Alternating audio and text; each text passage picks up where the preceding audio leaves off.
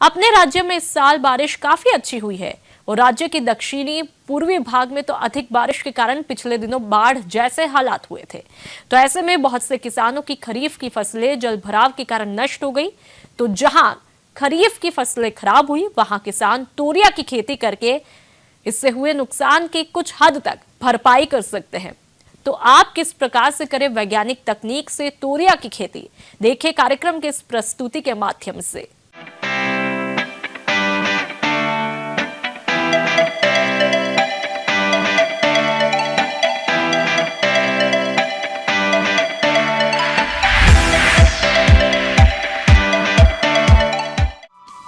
तोरिया लाही रबी की तिलहनी फसलों में सबसे कम समय में पकने वाली और सबसे पहले बोई जाने वाली फसल है। यह फसल आमतौर पर उत्तर भारत के सभी क्षेत्रों में उगाई जाती है।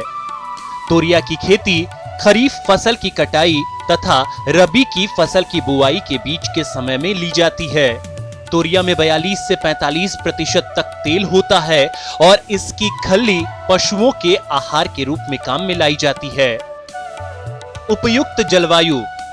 तोरिया लाही की फसल के लिए 25 डिग्री सेंटीग्रेड से 30 डिग्री सेंटीग्रेड तापमान की आवश्यकता होती है। अधिक या कम तापमान होने पर फसल में विकृति आने लगती है। खेत का चयन। तोरिया की खेती से अच्छी उपज के लिए रेतीली दोमट एवं हल्की दोमट मिट्टी अधिक उपयुक्त है। भूमि क्षारीय एवं लवणीय नहीं होनी चाहिए। तोरिया की खेती अधिकांशतः बारानी की जाती है। खेत की तैयारी। पहली जुताई मिट्टी पलटने वाले हल से करें। इसके बाद 2 से 3 जुताई कल्टीवेटर से करें। प्रत्येक जुताई के बाद पाटा अवश्य लगवाएं, जिससे भूमि में नमी की कमी न हो और मिट्टी भुरभुरी हो जाए। दीमक और जमीन के अन्य कीड़ों की रोकथाम हेतु बुआई से पूर्व अंतिम जुताई के समय क्यूनाल फॉस 1.5% चूर्ण 25 किलोग्राम प्रति हेक्टेयर खेत में बिखेर कर जुताई करना चाहिए। तोरिया की प्रमाणित किस्में।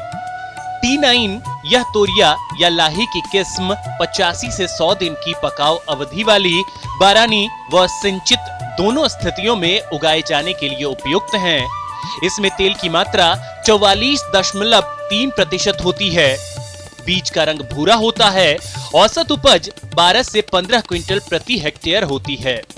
संगम 105 दिन में पकने वाली इस किस्म में 44.2% तेल की मात्रा होती है। सिंचित क्षेत्रों के लिए उपयुक्त इसकी उपज औसतन 15 क्विंटल प्रति हेक्टेयर होती है। TL15 जल्दी पकने वाली यह किस्म 85 से 90 दिन में पक जाती है। औसत उपज 10 क्विंटल प्रति हेक्टेयर है। भवानी पकने की अवधि 75 से 80 दिन, उपज 10 से 12 क्विंटल प्रति हेक्टेयर, संपूर्ण मैदानी क्षेत्रों के लिए उपयुक्त है। PT 303 पकने की अवधि 90 से 95 दिन, उपज 15 से 18 क्विंटल प्रति हेक्टेयर, संपूर्ण मैदानी क्षेत्रों के लिए उपयुक्त है। बीज की मात्रा एवं बीजोपचार। 1 हेक्टेयर में बुआई करने हेतु 4 से 5 किलोग्राम बीज पर्याप्त तो रहता है। बुआई से पहले बीज को 2 से 2.5 ग्राम मैनकोजेब या 3 ग्राम कैप्टान प्रति किलोग्राम बीज की दर से उपचारित करें। इससे कवक जनित रोग लगने का डर नहीं रहता है। खाद एवं उर्वरक। सिंचित फसल के लिए प्रति हेक्टेयर 8 से 10 टन अच्छी सड़ी गोबर की खाद बुआई के कम से कम 1 माह पूर्व खेत में डालकर खेत तैयार करें। उर्वरकों का प्रयोग मिट्टी परीक्षण रिपोर्ट के अनुसार करें और जिन किसान भाइयों ने मिट्टी की जांच नहीं कराई है, वे सामान्यतः तोरिया की सिंचित फसल लेने के लिए प्रति हेक्टेयर 40 किलोग्राम नत्रजन एवं 20 किलोग्राम फास्फोरस काम में लेना चाहिए। नत्रजन की आधी मात्रा एवं फास्फोरस की पूरी मात्रा बुआई के समय देवें। शेष नत्रजन की आधी मात्रा प्रथम सिंचाई के साथ खड़ी फसल में प्रयोग करें। असिंचित क्षेत्र में 20 किलोग्राम नत्रजन और 10 किलोग्राम फास्फोरस बुआई के समय देना चाहिए। बुआई विधि और दूरी। पौधे से पौधे की दूरी 8 से 10 सेंटीमीटर रखते हुए कतारों में 5 सेंटीमीटर गहरा बीज बोएं। कतार से कतार के बीच की दूरी 30 सेंटीमीटर रखें। असिंचित क्षेत्र में बीज की गहराई नमी के अनुसार रखें। तोरिया बोने का समय खरीफ के फसल कटने के तुरंत बाद खेत तैयार करके तोरिया की बुआई करनी चाहिए। बुआई का उपयुक्त समय 15 सितंबर से 15 अक्टूबर तक है। खरपतवार नियंत्रण। तोरिया की बुआई के बाद 24 घंटे के अंदर पेंडिमेथिलीन 3.3 लीटर दवा 800 लीटर पानी में घोलकर खेत में छिड़काव करने से फसल में खरपतवारों की समस्या 1 माह तक नहीं होती है। इसके बाद यदि खेत में खरपतवार दिखाई दें तो उसे निराई करके निकाल देना चाहिए, जिससे फसल की बढ़वार अच्छी होगी। सिंचाई प्रबंधन। तोरिया की जड़ें अधिक गहरी नहीं जाती हैं, अतः सिंचित क्षेत्र में 2 बार सिंचाई देने पर आशातीत पैदावार प्राप्त होती है। पहली सिंचाई 30 से 35 दिन बाद फूल आने से पहले करें। इसके बाद आवश्यकता अनुसार दूसरी सिंचाई 70 से 80 दिन बाद करें। फसल संरक्षण। पेंटेड बग व आरा मक्खी अंकुरण के 7 से 10 दिन में ये कीट अधिक हानि पहुंचाते हैं। इनकी रोकथाम के लिए सुबह या शाम के समय मिथाइल पैराथियोन 2% 25 किलोग्राम का प्रति हेक्टेयर की दर से भुरकाव करें। मोइला की रोकथाम हेतु डाइमिथोएट 30 EC 2 मिलीलीटर प्रति लीटर पानी छिड़काव करें। तोरिया की फसल में लगने वाले रोग एवं रोकथाम। किसान भाइयों, तोरिया की फसल में सफेद रोली, झुलसा व तुलासिता रोग दिखाई देने पर मैंकोजेब 2 किलोग्राम प्रति हेक्टेयर की दर से 800 लीटर पानी में मिलाकर छिड़कें एवं आवश्यकता अनुसार 20 दिन के अंतर पर छिड़काव दोहराएं। फसल कटाई। किसान भाइयों, समय पर बोई गई तोरिया की फसल दिसंबर के अंतिम सप्ताह से जनवरी के प्रथम सप्ताह तक पक जाती है। आमतौर पर जब पत्ते झड़ने लगें और फलियां पीली पड़ने लगे तो फसल काट लें, अन्यथा कटाई में देरी होने पर दाने खेत में झड़ जाने की आशंका रहती है। पैदावार। उपरोक्त उन्नत तकनीक और उन्नत प्रमाणित किस्मों द्वारा की गई खेती से 12 से 18 क्विंटल प्रति हेक्टेयर तक उपज प्राप्त कर सकते हैं। और किसान भाई इस बात का ध्यान रखें, तोरिया के बीजों को अच्छी तरह सुखाकर ही भंडारण गृह में भंडारण करें और जब इसका बाजार में अच्छा भाव मिले तब बेचें तो इससे अच्छा मुनाफा होगा। जल है तो हम है और जल है तो कल है। जल है असली सोना, इसे नहीं है कभी खोना। किसान भाइयों, ये स्लोगन तो हम सुनते आ रहे हैं, लेकिन हमने क्या कभी जल को बचाने के बारे में सोचा है? नहीं ना। इसलिए आज पानी की गंभीर समस्या हो रही है, वो चाहे पीने के पानी की समस्या हो या फिर खेती के लिए सिंचाई की।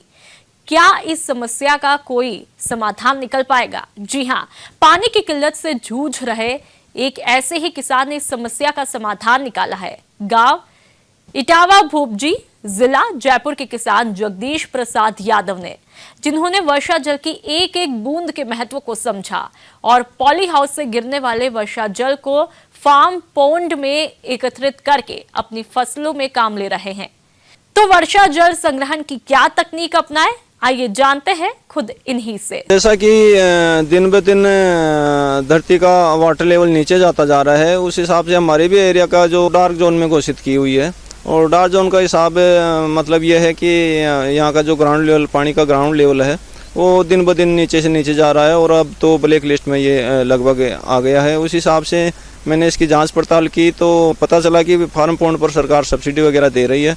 और मैंने भी सोचा जब पॉली हाउस लगा लिया तो उसके लिए एक आवश्यक चीज़ भी थी फार्म पॉन्ड। क्यों, पॉली हाउस में एनी टाइम मेरे को पानी की जरूरत होती है। भविष्य को सुरक्षित बनाना है तो जल बचाएं। जल है तो जीवन है। पानी की अहमियत हमें तब पता चलती है जब पानी की बहुत किल्लत होती है।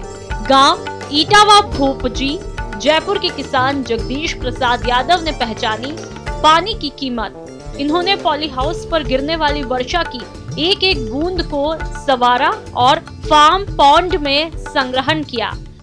मैंने 2017 में ये फाइल लगाई और करीब 6 महीने में मेरा ये नंबर आ गया और मैंने इसकी खुदाई चालू करवाई। मेरे से करीब 50-52 हज़ार रुपये का लगभग का खर्चा हो गया। उसके बाद में जो इसकी लेवलिंग वगैरह थी वो करवाई मज़दूरों से, उसमें करीब 10,000 रुपये का मेरा खर्चा हो गया। उसके बाद में सीट वाली कंपनी से संपर्क किया तो इसमें बढ़िया ISI मार्का की सीट लगती है, तो वो थोड़ी सी महंगी आती है। तो मैंने 115 रुपये प्रति वर्ग मीटर के हिसाब से ये सीट खरीदी थी, जिसमें सीट कंपनी का ही उसमें लगाने का वो खर्चा आ जाता है। तो सीट का खर्चा था करीब 1,50,000 रुपये का खर्चा हुआ है। हौद की साइज 20 बाई 3 मीटर है, लेकिन थोड़ी सी गहराई मैंने ज़्यादा करवा दी है इसकी, तो करीब 5 मीटर के करीब मैंने इसकी गहराई करवाई है। कुल मिला के 2,25,000 का खर्चा हुआ है। तो ये कुल मिला के करीब 14 लाख लीटर पानी का ये फार्म पॉन्ड तैयार हो गया। पानी की मंडराती गंभीर समस्या से निजात पाने के लिए इस किसान ने बारिश के एक एक बूंद के महत्व को समझकर बरसात के पानी को इकट्ठा करने के लिए फार्म पॉन्ड बनवाया और इस फार्म पॉन्ड में बारिश के पानी को संग्रहण कर रहे हैं। सरकार की तरफ से 12 लाख लीटर पानी कम से कम का वो होना चाहिए, जिसके लिए उसने 75,000 रुपये की सब्सिडी का प्रावधान था। तो मैंने 75,000 रुपये की इसमें सब्सिडी भी ली है। कुल मिला के 2,25,000 का खर्चा हुआ है, उसमें 75,000 रुपये की सब्सिडी हुई है और करीब 1.5 लाख रुपये मेरे जेब से इसमें लगे हैं। लेकिन खर्चा दुखता नहीं है। दुखता इसलिए नहीं है कि इसमें जो पोलिया उसका जितना भी बरसात का पानी होता है वो पूरा आके फार्म पॉन्ड में इकट्ठा हो जाता है। उसका EC लेवल, pH लेवल इतना बढ़िया होता है कि ग्राउंड वाटर में वो देखने को कभी नहीं मिल सकता। आवारा जानवरों और कुत्तों से बचाने के लिए कि फार्म पॉन्ड में आके नहीं गिर जाएं, और बच्चे वगैरह हैं उनको थोड़ा सा सिक्योरिटी के लिए इसमें चारों तरफ जाल लगा रखे हैं। जाल से हौद की सुरक्षा भी होती है और साथ में जो पन्नी वगैरह जो उड़ के आ जाते हैं उनसे भी थोड़ा सा पानी का बचाव होता है। पॉली हाउस से गिरने वाले वर्षा जल को संग्रहण करके विभिन्न फसलों में ड्रिप के द्वारा उपयोग करते हैं, जिससे पानी की इस गंभीर समस्या से निजात तो मिले, साथ ही फसलों से अधिक पैदावार भी ले रहे हैं। पूरे 1 साल के लिए मेरे को पानी में बहुत सहायता मिलती है। इसमें पूरा अच्छी तरह से पोलिया उसमें काम में लेता हूँ, आंवले का बगीचा है उसमें काम लेता हूँ, और उसके अलावा जो ओपन की मैं क्रॉप लेता हूँ, जो गेहूँ बाजरा देसी फसलें, उसमें भी मैं उसको काम में लेता हूँ और अच्छी क्वालिटी का पानी ये होता है। पानी इकट्ठा होने के बाद में इसको उठाने के लिए मैंने इसमें पंप लगा रखे हैं। पंप के ज़रिए पानी पहले फ़िल्टर में जाता है, फ़िल्टर में बड़े फ़िल्टर में जाके उसमें थोड़ा मोटा कचरा इकट्ठा हो जाता है। उसके बाद में पानी आगे फ़िल्टर होके डिस्क फ़िल्टर में जाता है, उसमें बारीक कचरा इकट्ठा हो जाता है। उसके बाद में फसल में ड्रिप में के ज़रिए मैं पानी देता हूँ, और जिससे काफ़ी पानी की बचत होती है ड्रिप से। और मल्च का भी काम में लेता हूँ, तो मल्च से भी काफ़ी पानी की बचत होती है, और जो ओसला वगैरह जो उगता है उसमें भी बहुत सहायता मिलती है और पानी की भी बचत करती है मल्च, और बढ़िया फसल होती है। आप देख रहे हैं खीरे की फसल, तो इसमें इसी फार्म पॉन्ड के पानी को काम में लिया है, जिसमें मुझे बढ़िया उत्पादन मिला है। इसके अलावा आंवले का बगीचा है, बगीचे में मैंने ड्रिपें लगा रखी हैं, तो उसमें भी बूंद बूंद के हिसाब से मैं पानी देता हूँ। तो थोड़ा सा पानी बहुत ज़्यादा ज़मीन में अच्छी तरह से काम में आ जाता है और 1 साल आराम से निकल जाता है। थोड़ा बहुत 1-2 नोजल का बोरवेल में पानी है तो उससे भी थोड़ा सा सहारा मिल जाता है। तब तक अगला जो बरसात का मौसम है फिर दोबारा आ जाता है। और फार्म पॉन्ड का सबसे बड़ा फ़ायदा यह है कि एनी टाइम मेरे पास पानी है, पानी का ATM है, जब चाहे तब पानी को काम में लग सकता हूँ। बिजली का इंतज़ार नहीं करना पड़ता, और सोलर से भी इसमें पानी को खींचने की व्यवस्था मैंने कर रखी है, तो मुझे किसी तरह की कोई दिक्कत नहीं होती है। दाता हेल्पलाइन निशुल्क फोन संपर्क सेवा के माध्यम से आपके द्वारा पूछे गए प्रश्नों में से 1 या 2 महत्वपूर्ण प्रश्नों को हम अपने कार्यक्रम में शामिल करते हैं, और इसी के तहत आज का चयनित प्रश्न और उसका जवाब इस प्रकार है। अन्नदाता निशुल्क फोन संपर्क सेवा के माध्यम से पूछे गए प्रश्नों में से आज हमने जिस प्रश्न को कार्यक्रम में शामिल किया है उसे पूछा है ग्राम अनियाला, जिला सवाई माधोपुर के कृषक दुर्गा प्रसाद ने। आप रोटावेटर यंत्र की कार्यविधि एवं महत्व के बारे में जानकारी चाहते हैं, तो दुर्गा प्रसाद जी आपकी जानकारी के लिए प्रस्तुत है कार्यक्रम का यह अंश। आपको एक आज नई मशीन के बारे में परिचय कराने जा रहा हूँ। ये मेरे सामने रखी हुई मशीन, इसको रोटावेटर बोलते हैं। इस मशीन का जो काम है कि हमारे काम को कम समय में और अच्छे तरीके से कर देना है। जैसे कि हम पहले फील्ड की जुताई करते थे तो एक बार कल्टीवेटर, फिर हैरो 2 बार लगाया, पाटा लगाया। इन सब कामों में हमारा फ्यूल कंजम्पशन, टाइम का कंजम्पशन ज़्यादा लग रहा होता था। किसान भाइयों, ये रोटावेयर यंत्र क्या है और यंत्र किस प्रकार से कार्य करता है, किसानों के लिए किस प्रकार उपयोगी है और इसे किस प्रकार से प्रयोग करें, आइए जानते हैं।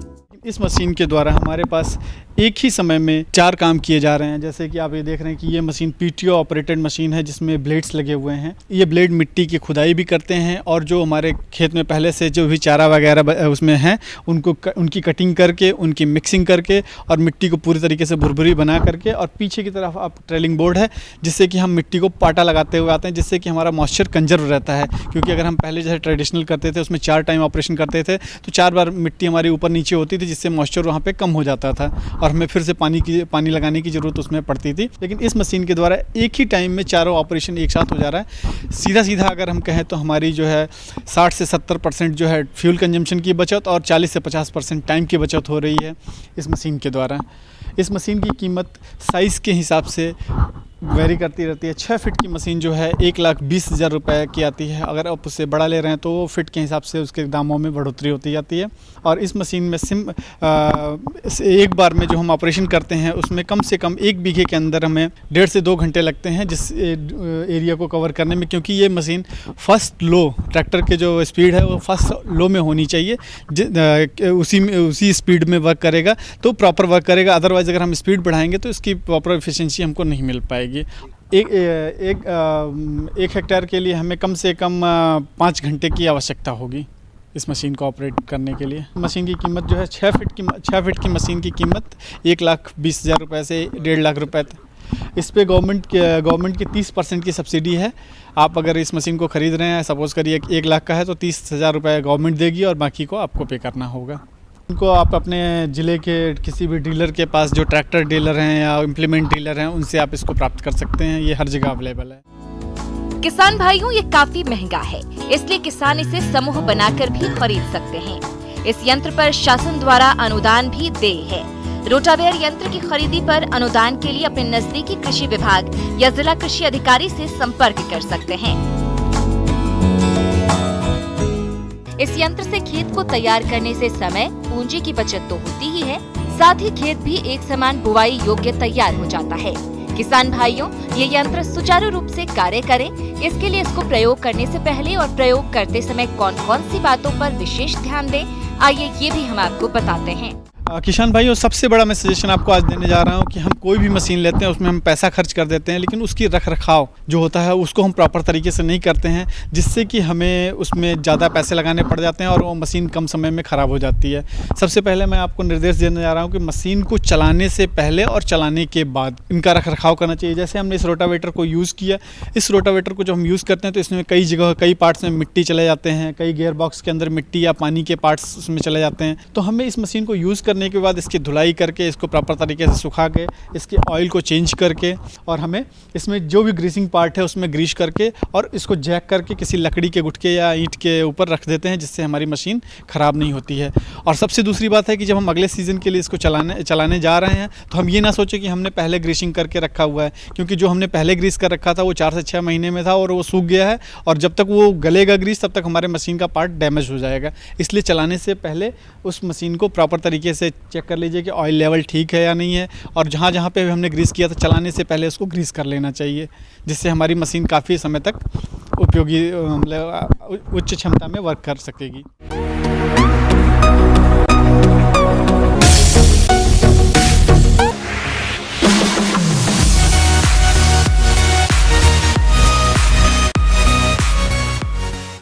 आइए अब एक नजर डालते हैं राज्य के कुछ चुनी हुई मंडियों के प्रमुख फसलों के बाजार भाव पर।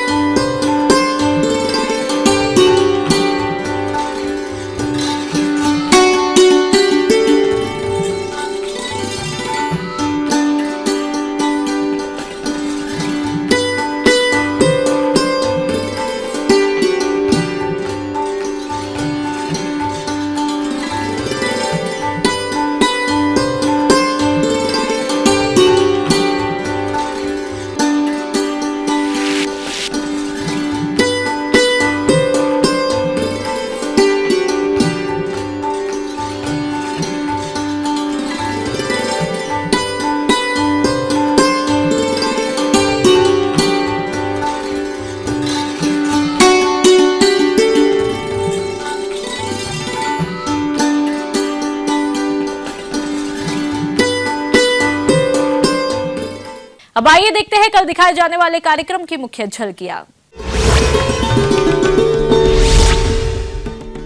रोगों के नियंत्रण में सहायक है ट्राइकोडर्मा।